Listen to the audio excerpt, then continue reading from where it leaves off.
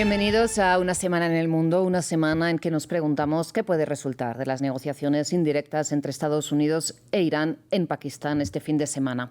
¿Por qué J.D. Vance encabeza la delegación de Washington? ¿Por qué el canciller iraní y el presidente del Parlamento, es decir, Araghchi y Ghalibaf, lideran el equipo de Teherán?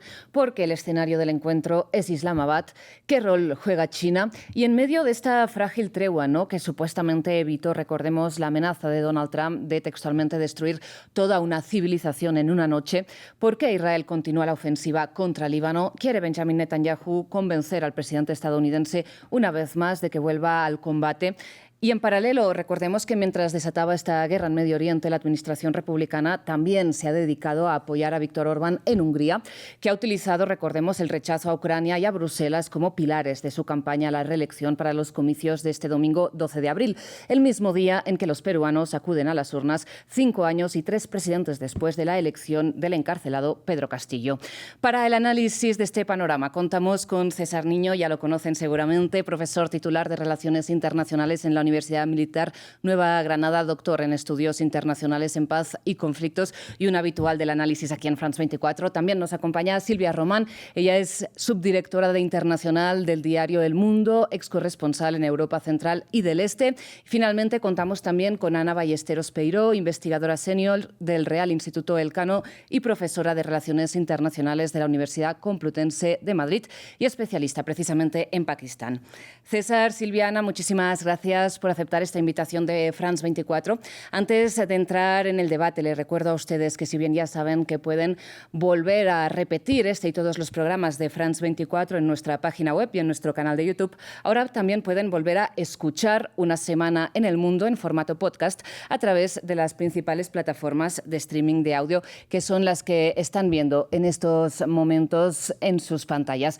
Bien, ahora sí empecemos la discusión y para empezar me gustaría que escucháramos un poco las posturas públicas, que, como saben, no son necesariamente totalmente honestas, pero al menos señalan el tono con el que parten el vicepresidente de Estados Unidos, J.D. Vance, y el presidente del Parlamento iraní, Mohammad Khalifaf, a estos diálogos indirectos en Islamabad.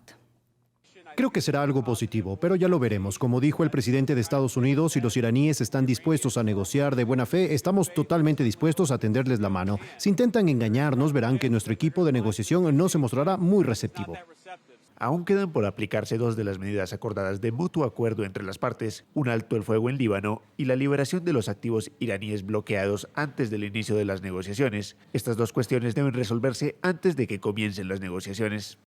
César, empiezo contigo, ya que estás aquí en el estudio de France 24. ¿Cuáles serían tus perspectivas un poco del resultado que puedan tener estos diálogos en Pakistán? Cualquier perspectiva es un tiro al aire, digámoslo así. Yo voy a lanzar un globo al cielo, pero bajo el tono y bajo las condiciones previas que ha habido en las últimas semanas, incluso en los últimos meses, yo creo que podríamos estar hablando de una pausa que seguramente podría beneficiar ganando tiempo para alguna de las partes. Sin embargo, yo no estoy tan seguro que esta tregua, o mal llamada más bien, alto al fuego, tenga un futuro lo suficientemente saludable en el inmediato futuro. Lo digo básicamente porque aquí estamos hablando de amenazas existenciales.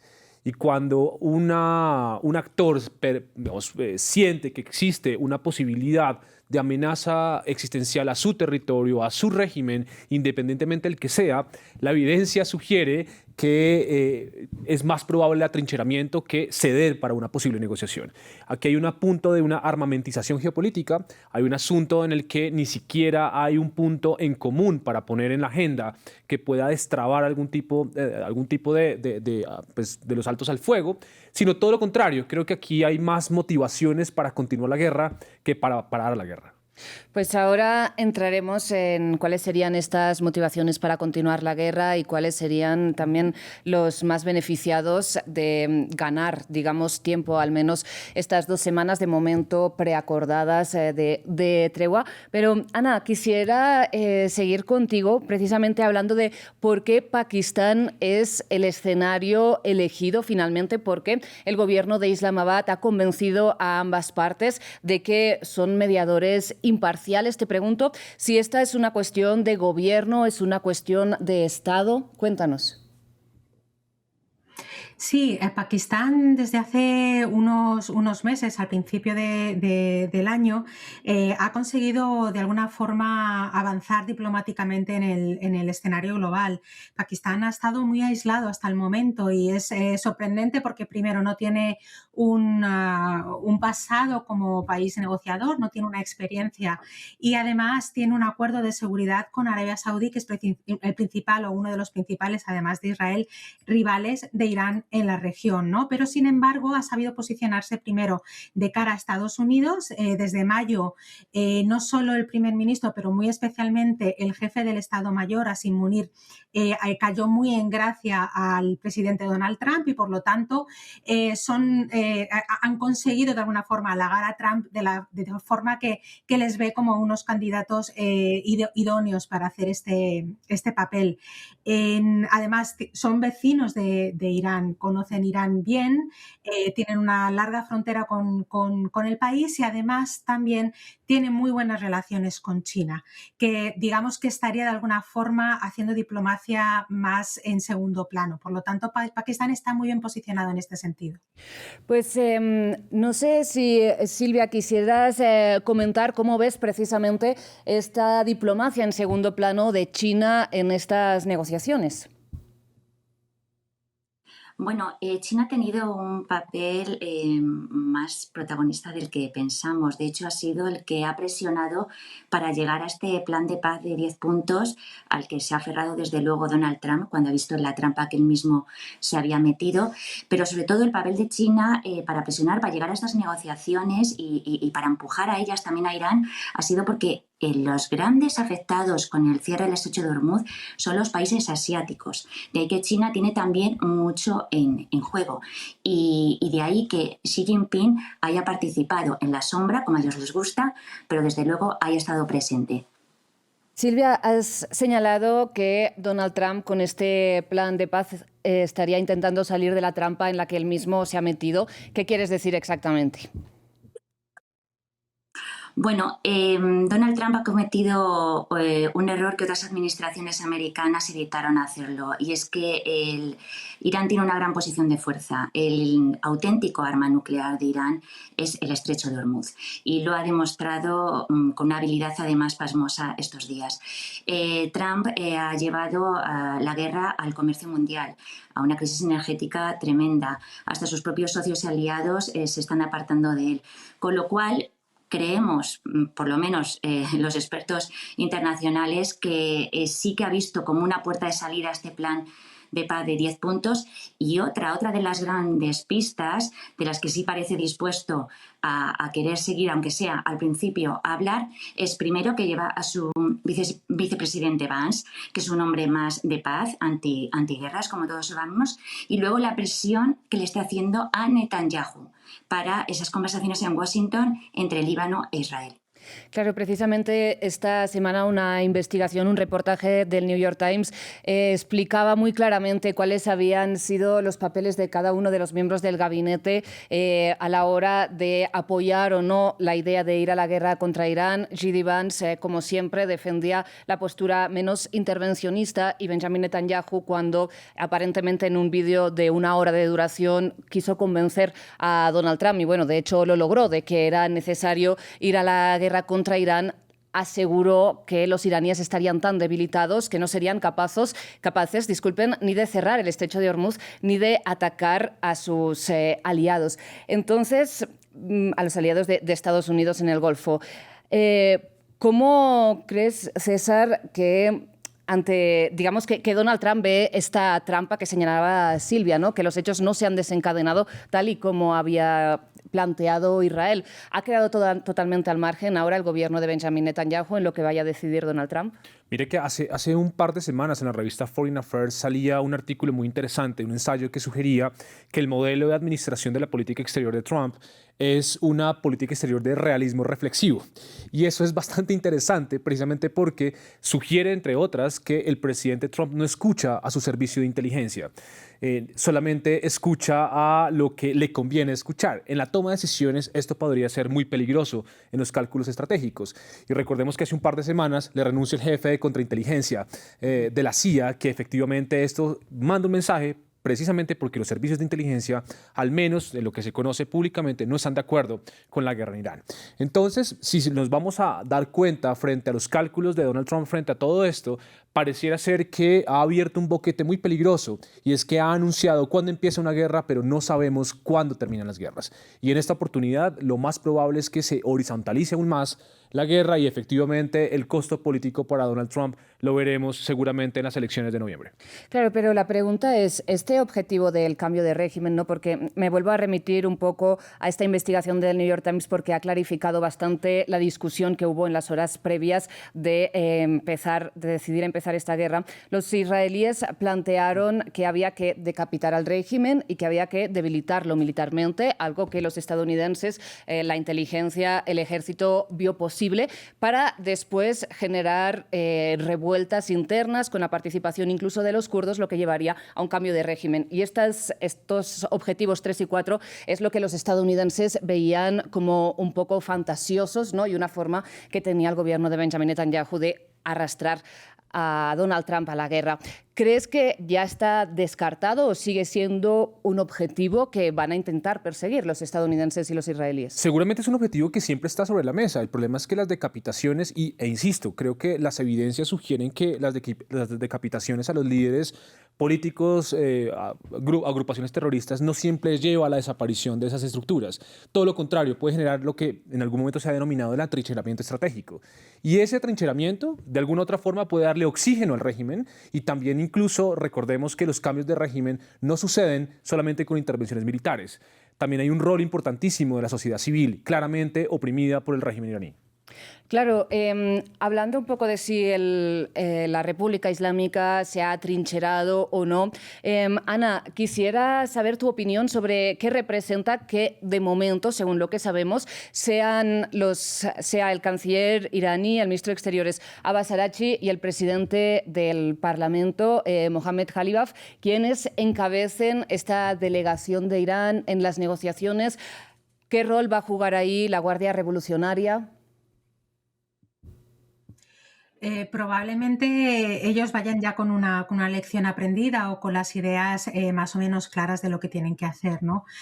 Al final, si ellos están liderando esta delegación, probablemente tengan un papel más político dentro de las negociaciones de paz. Hay unos límites que los 10 puntos que han planteado Irán dejan bien claros, que tienen que ver con el Líbano, ¿no? Y entonces, probablemente si no se sigue bombardeando Líbano por parte de Israel, haya otra decisión que tomar. En cualquier caso, Irán acude con poca confianza y con ningún tipo de confianza, precisamente porque antes de que les empezaran a bombardear, estaban negociando con Estados Unidos.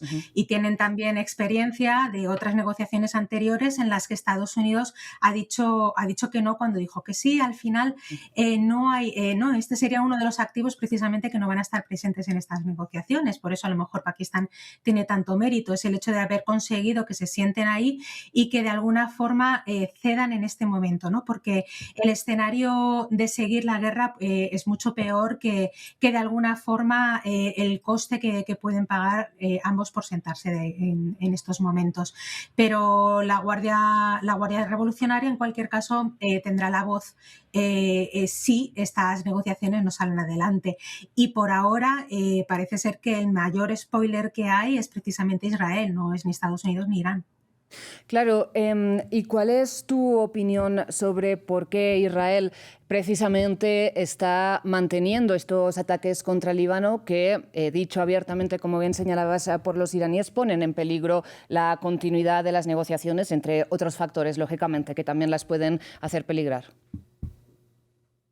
Bueno, hace tiempo es una de las ideas del establishment israelí desde hace tiempo, ¿no? La idea de poder conseguir esa profundidad estratégica en el sur del Líbano, de alguna forma conseguir un colchón mayor de territorio que le provea de mayor seguridad al Estado de Israel. De alguna forma la excusa o parte de ello es acabar con Hezbollah, pero realmente si atendemos a las lecciones aprendidas en 1948, 1982, cuando se invadió Líbano.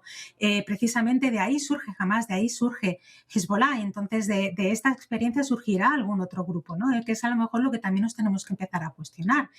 ¿Qué va a salir de esta guerra? ¿Qué va a salir después de todo esto, ¿no? Y entonces habrá una mayor reacción, tal vez más violenta, ¿no? Porque las muertes, las decenas, los centenares de muertes en Líbano, los miles de muertos en Irán, probablemente produzcan una reacción en algún momento, si no es a corto, es a medio plazo, ¿no? Entonces, en esto Israel se equivoca porque precisamente está siguiendo una política que ellos dicen que les va a proveer de mayor seguridad, cuando lo que están generando es mucha mayor rivalidad dentro del vecindario, y está haciendo que sus fronteras, por mucho que las extiendan, no dejen de ser más inseguras.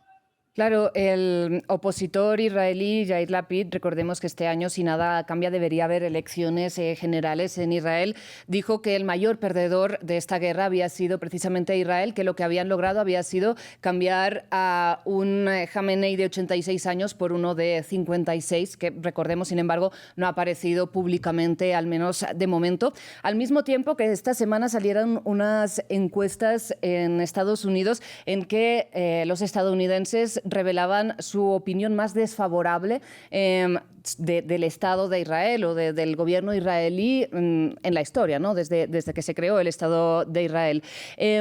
¿Cómo entiendes que no hayan hecho este cálculo el gobierno israelí, Silvia? Bueno, es que para el gobierno israelí esto es una cuestión existencial. Vamos a ver, es que hay que poner todo en su contexto. ¿Cómo ve Israel esta guerra? Pues simplemente una cuestión existencial y seguir en la espiral, sobre todo Netanyahu, que lleva ya mucho tiempo. Hablo de contextos porque, por ejemplo, también se llegó a pensar desde Estados Unidos que esto iba a ser como Venezuela. Irán no es Venezuela. Por eso es muy importante que en todo lo que está ocurriendo veamos cómo se ve todo, cuál es el prisma que tiene, por supuesto, cada país y cómo contempla esa guerra. En el caso de Hezbollah, por ejemplo, del Líbano, que ahora es uno de los grandes, de los puntos más importantes que está reclamando Irán. Irán ha movilizado todos sus proxies. Irán tiene a los hutíes, tiene a Hezbollah y saben que están ahí para ayudarles. Por lo tanto, si ahora quien está realmente en peligro es Hezbollah, Hezbollah es el que le ha dicho a Irán, por favor, échanos una mano para que todo esto siga así de coordinado. Pero, Silvia, precisamente recordemos que una de las peticiones que hacía Estados Unidos en las negociaciones que se estaban manteniendo indirectas también con Irán antes, ¿no? O sea, bueno, cuando decidieron empezar esta guerra, era pedir a Irán, digamos, que dejaran de apoyar a sus proxies, como señalas, en la región, a Hezbollah y a Hamás. Otra de las peticiones que ahora hace Irán, en este caso, es que Estados Unidos se comprometa, a Israel, a no volverlos a atacar. Me pregunto, estos objetivos tan maximalistas, ¿cómo se pueden aterrizar? Bueno, vamos a ver lo que pasa este fin de semana. Primero, incluso si las conversaciones llegan a producirse.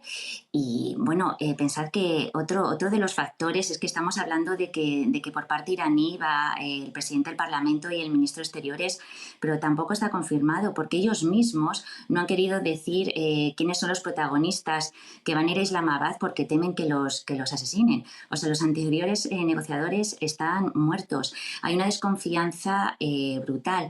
Por lo tanto, vamos a ver quiénes van a estar mañana a primera hora en esa ciudad pakistaní blindada. Vamos a ver qué es lo que ocurre entre esas negociaciones indirectas, efectivamente, porque no van a estar en la misma sala y está absolutamente todo abierto, pero no todo abierto ya por la situación tan grave, sino porque el protagonista central de esto es Donald Trump, alguien totalmente y absolutamente impredecible. Claro. Precisamente en relación a lo que decías de que los iraníes temen que los puedan asesinar, recordemos que cuando Israel y Hamás mantenían también conversaciones indirectas en Doha, en ese caso, también los estadounidenses pidieron a los israelíes que por favor no asesinaran a sus contrapartes, ¿no?, en el mismo hotel. César, para ir cerrando un poco esta conversación, ¿en qué elementos crees que puede haber una especie de entendimiento, sea para ir ganando tiempo, como señalabas, sea para ir resolviendo puntos de conflicto en el tema nuclear, en el tema de los misiles, en el estrecho de Hormuz? Yo creo que hay algo importante que anotar y es que tal vez en lo que están de acuerdo las partes es el actor protagonista que puede ser entonces Pakistán. Pakistán, como decía Ana hace un segundo, pues representa efectivamente una posición estratégica bastante confiable para todas las partes. No es una potencia media regional occidental, sino todo lo contrario, tiene un perfil islámico y perfectamente puede ser entonces un punto de enganche para generar un poco de confianza. Por el resto de elementos, me da la impresión que es todo lo contrario. Creo que no hay un punto de convergencia o no hay puntos de convergencia que permitan de alguna otra manera esa construcción de confianza para hablar del asunto nuclear, para hablar del asunto de la liberación del constreñimiento del estrecho de Hormuz. Perfectamente podríamos estar hablando inclusive de los efectos que puede traer esto y es de alguna otra forma la creación de futuros grupos armados y grupos terroristas que estamos a la orden del día Claro, y a es la lo que vuelta de la esquina. estaba señalando Ana. Correcto. Creo que tenemos es una suerte de geopolitización de la geografía y, por supuesto, una armamentización de alguna otra manera de las posibilidades de las negociaciones. Yo creo que aquí el asunto es el protagonismo y que poco lo hemos anotado en muchos escenarios y es que efectivamente Pakistán se perfila como una potencia ahora sí por encima de muchas dinámicas, incluyendo que es un proxy de la propia China.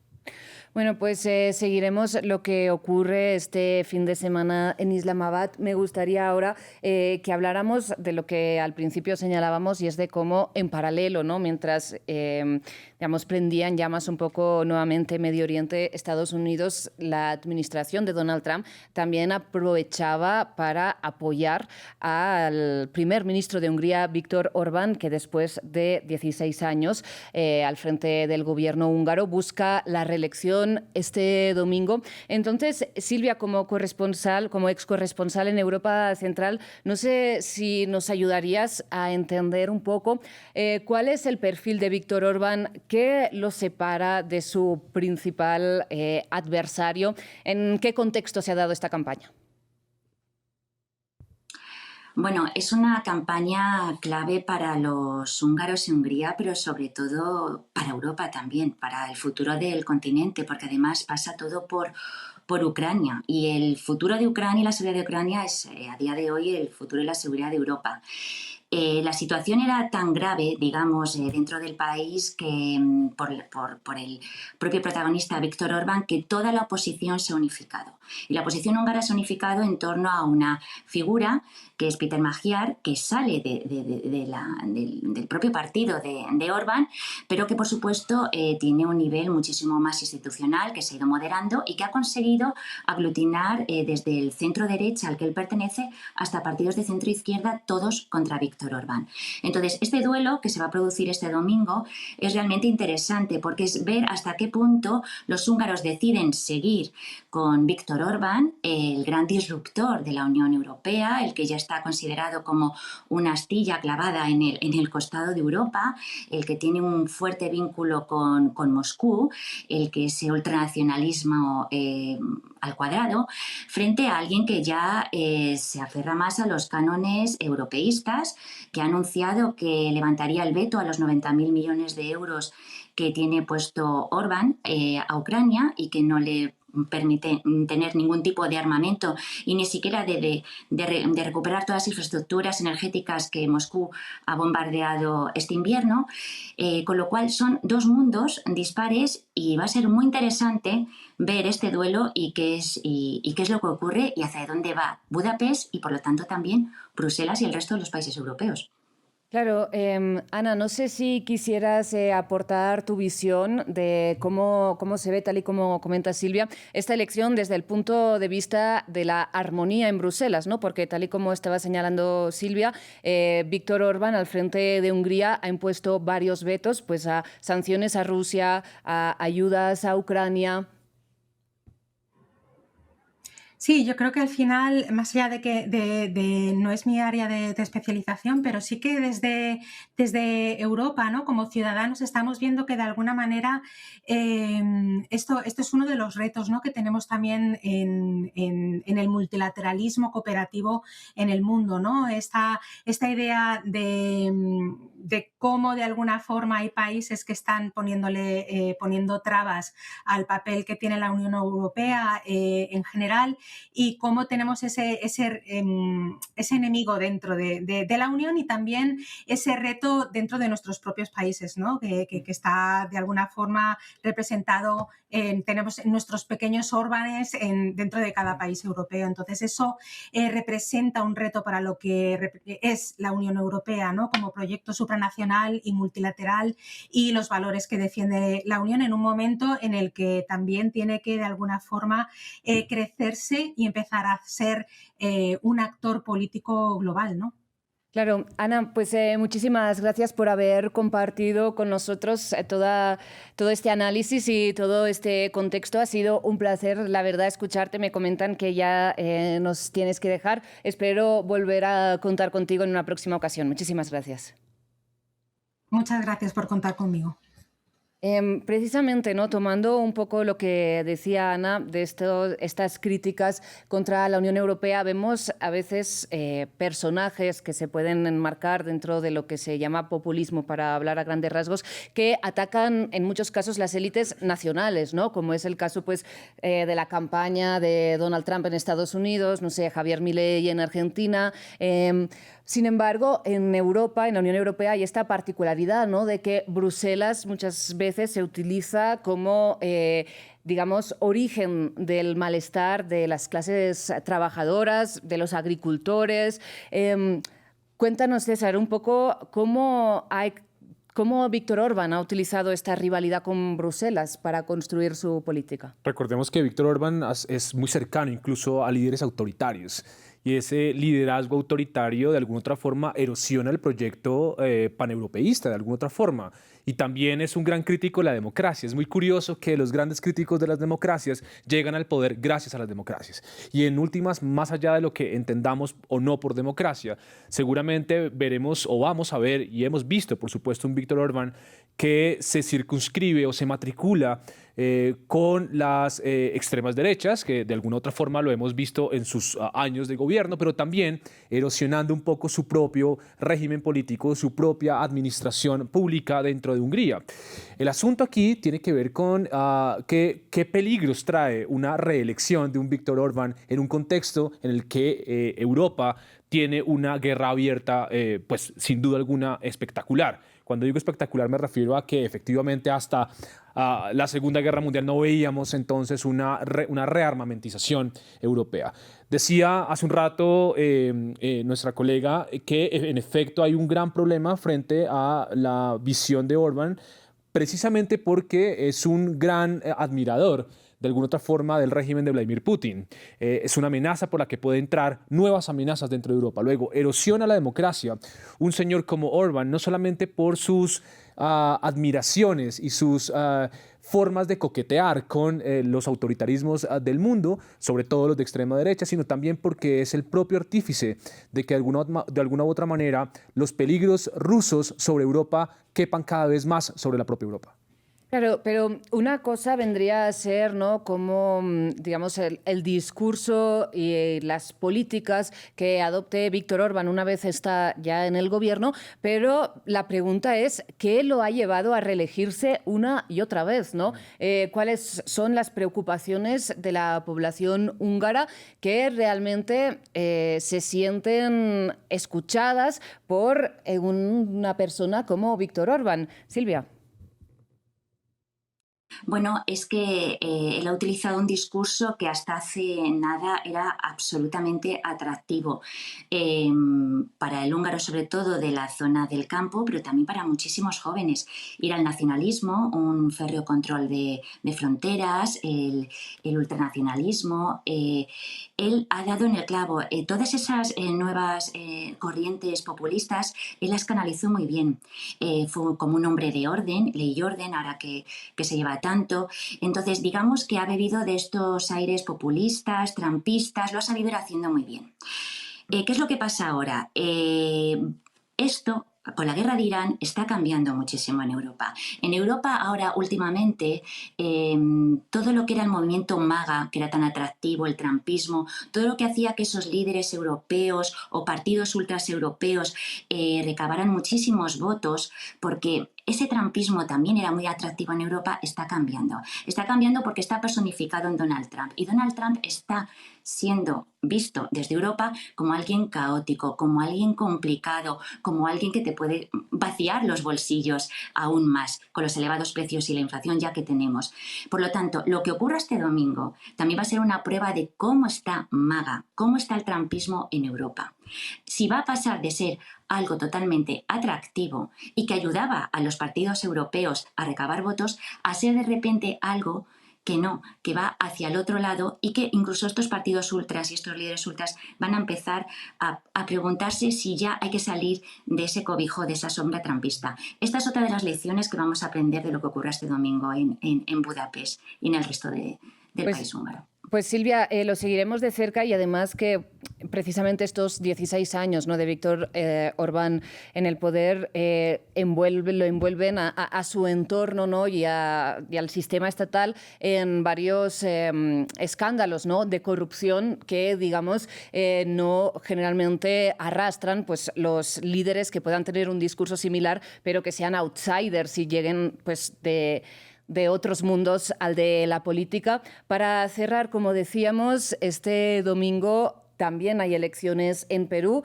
y quien encabeza la intención de voto, pero de una forma bastante tímida, porque hay 35 candidatos, si no estoy equivocada, es Keiko Fujimori, quien por su padre también pues, arrastra un legado político en el país andino. Sería la cuarta vez consecutiva, la cuarta vez consecutiva que Keiko Fujimori pasará una segunda vuelta.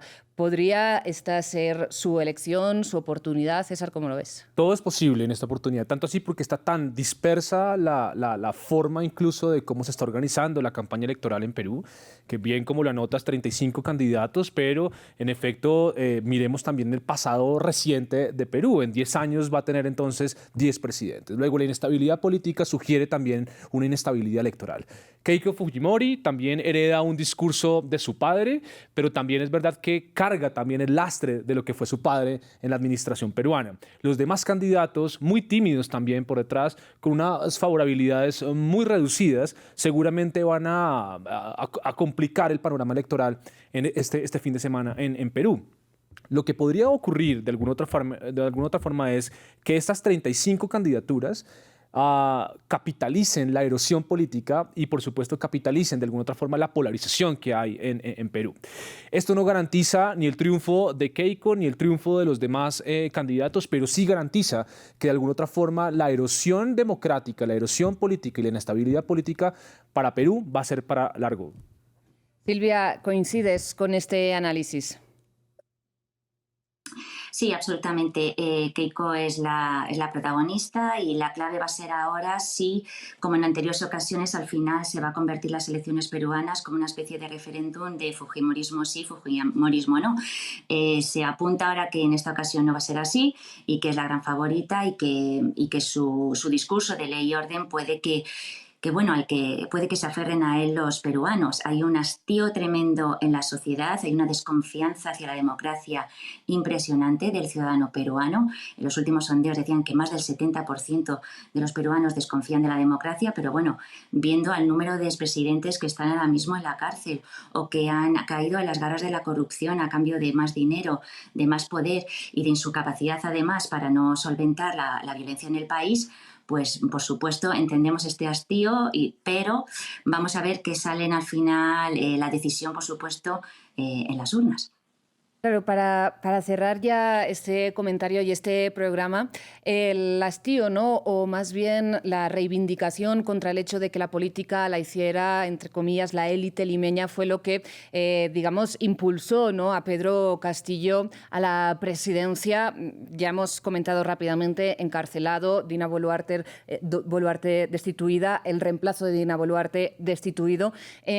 ¿Cómo han quedado estas aspiraciones de una población que no se sentía representada representada? Pues ya quedan absolutamente minadas y erosionadas. De hecho, digamos que el exceso de candidatos es un síntoma de una suerte de ciudadanía descontenta con el propio sistema, con la propia Perú, de hecho.